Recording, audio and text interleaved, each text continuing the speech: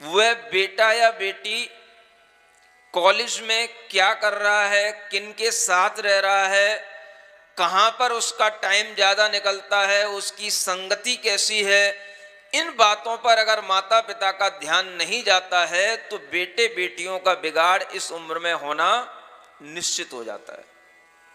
क्योंकि एक वह 11-12 की उम्र और 2 साल निकाल लो, थोड़ा सा कॉलेज के पास पहुंचो, 16 वर्ष से 18 वर्ष की उम्र में आ जाओ। जैसे ही कॉलेज में पहुंचते हैं एक अलग तरह का माहौल मिलता है बच्चों को, बिल्कुल फ्रीडम का माहौल। कॉलेज में पहुंचने का मतलब ही है माने कि अब हम बिल्कुल फ्री हो गए, अब हमारे ऊपर किसी का कोई अनुशासन नहीं है। ये कॉलेज का माहौल है। और इस माहौल में आज की उम्र में अगर कोई बच्चा बढ़ना शुरू होता है तो जैसे ही उसकी उम्र ये 16 से 18-20 की उम्र आती है, इस उम्र में अगर उसको संभाला नहीं जाता है, केवल हम उसको पढ़ने के लिए फ्री छोड़ देते हैं, तो वह बच्चा पढ़ने के साथ साथ बहुत कुछ गलत भी कर जाता है। अब यहां ये ध्यान देने की बात है, बेटा गलत कर जाता है, बेटी भी गलत कर जाती है। अगर बेटी गलत कर गई तो जिंदगी भर के लिए वह भूमि गलत हो गई, अशुद्ध हो गई। जिंदगी भर उसका चित्त, उसका मन उसे कसोटेगा, परेशान करेगा। और इसकी गलती में बहुत बड़ा कारण माता पिताओं को उस समय पर अच्छा परिवेश तैयार करके नहीं देना या जिम्मेदारी से बहुत जल्दी मुक्त होने का भाव रखना, ये माता पिता की बहुत बड़ी गलती हो जाती है। गलतियां किसी भी तरह से हो सकती हैं। एकल परिवार में भी गलती होती हैं, भरे पूरे परिवार में भी गलतियां होती हैं। मैं हर चीज को अनेकांतिक दृष्टिकोण से देखता हूं और अनेकांतिक दृष्टिकोण से ही आपको समझाने की कोशिश करता हूं। भरे परिवार में भी गलतियां होती हैं। यूं नहीं कहना कि भरे परिवार में बिगाड़ नहीं होता, भरे परिवार में भी बिगाड़ होता है। वो कैसे होता है?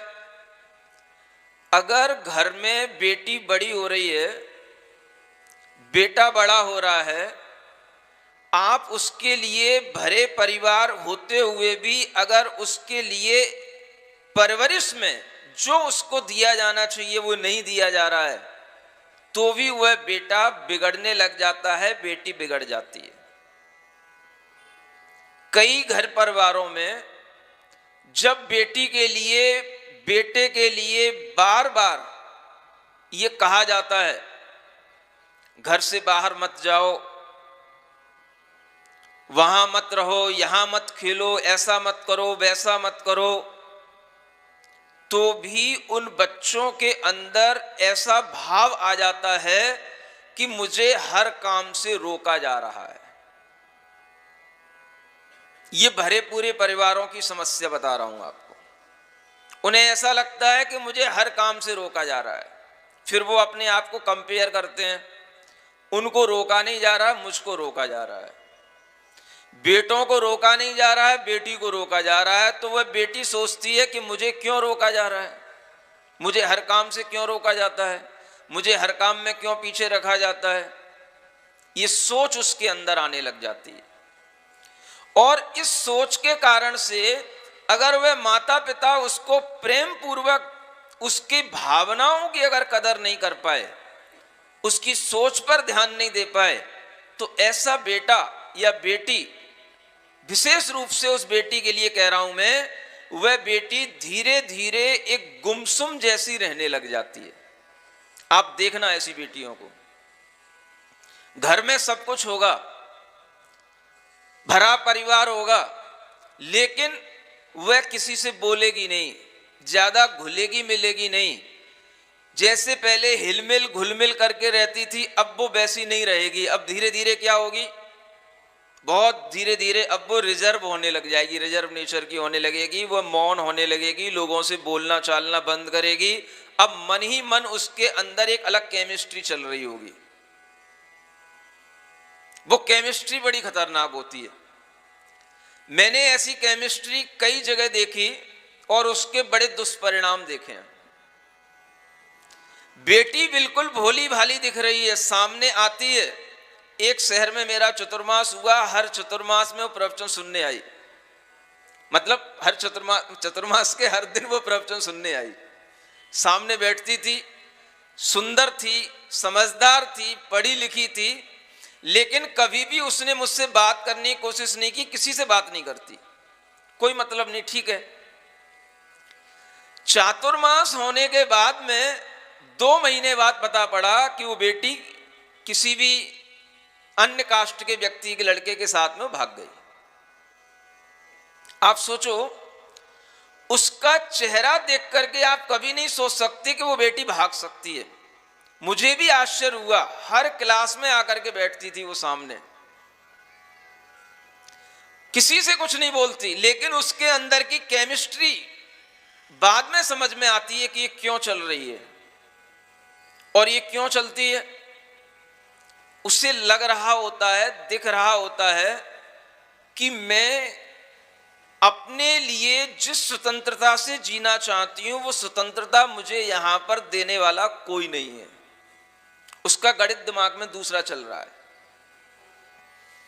घर के लोग हैं, परिवार के लोग हैं, अगर उसे घर परिवार में रहते हुए बंदिश महसूस हो रही है, उसे उसकी भावनाओं के अनुरूप कुछ भी ख्याल अगर उसके लिए नहीं दिया जा रहा है और कोई उसकी भावनाओं को नहीं समझ पा रहा है, तो वही बेटी, ऐसी ही बेटी घर से भागने के लिए अपना कदम उठा लेती हैं। भोली होती हैं, उन्हें कुछ ज्यादा अनुभव नहीं होते हैं, शरीर की लैंग्वेज बदल रही होती है, माइंड की लैंग्वेज बदल रही होती है, 9 कसायों के उदय आ रहे होते हैं और उस समय पर उनके दिमाग में छाता है हमें अपनी जिंदगी जीना है, स्वतंत्रता से जीना है, हमें किसी से कोई मतलब नहीं है। अब माता पिता ये सोच रहे हैं कि ये हमारी बेटी है, इसको हमने पाला पोसा है, लेकिन बेटी के अंदर कोई जिम्मेदारी का भाव नहीं है कि माता पिता ने मेरा पालन पोषण किया है या माता पिता के प्रति भी हमारी कोई जिम्मेदारी है। हर 10 लड़कियों में से 6 लड़कियां भाग रही हैं, दूसरी जगह पर शादी कर रही हैं। ये अनुपात सामने आ रहा है और जो लड़कियां बची रह जाती हैं वो बड़ी उम्र होने के कारण से उनकी शादी में व्यवधान होते हैं। और वो बड़ी उम्र का कारण क्या है? तो जब उम्र थी तब हम पढ़ रहे थे, तब हमें जॉब करने की पड़ी थी। अब जब उम्र निकल गई, अब जॉब हो गई, अब ठंडी पड़ गई, अब उन्हें दिख रहा अब क्या करें, अब कोई मिल नहीं रहा, कौन मिलेगा? हर चीज की एक उम्र होती है और जो उम्र थी उस उम्र में कई बार बेटियां भटक जाती हैं, गलत कर जाती हैं। इसलिए ये दोनों चीजों का संतुलन जो आज समाज में बिगड़ रहा है, इसके कारण से धर्म भ्रष्ट हो रहा है। एक तरफ संतुलन ये बनाना है कि जब वो बच्ची बेटी 16 वर्ष की हो, उस समय पर माता पिता को ध्यान देना है कि 16 से 25 वर्ष की उम्र तक इसका अगर विवाह हो जाएगा तो ये संतान जीवन पर्यंत तक सुखी रहेगी और इससे उत्पन्न हुई संतानें धर्म को बढ़ाने वाली होंगी।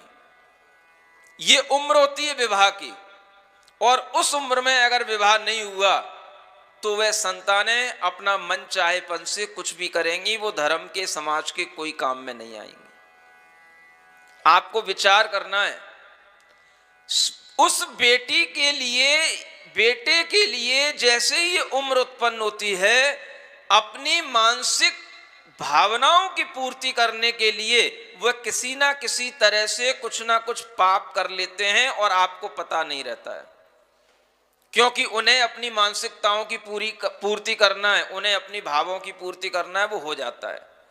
अगर आप समय पर उनके लिए इस तरह से पढ़ाते हुए, समझाते हुए उन्हें आगे बढ़ाते हैं, तो यह एक जो उम्र है, इस उम्र में अगर सही ढंग से वह अर्थ पुरुषार्थ काम पुरुषार्थ का कार्य होता है तो उससे धर्म पुरुषार्थ फलित होता है।